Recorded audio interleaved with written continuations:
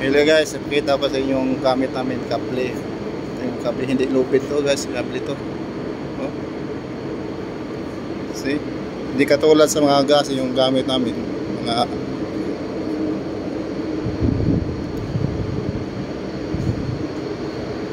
Mga lupit lang ito, kable ito. Kable guys. Komplikado to. Ito yung lifeboat namin oh. Ito yung malupit namin, ka-prepare na. Kasi mamaya o bukas papasok na kami sa wetdock. Ayan guys,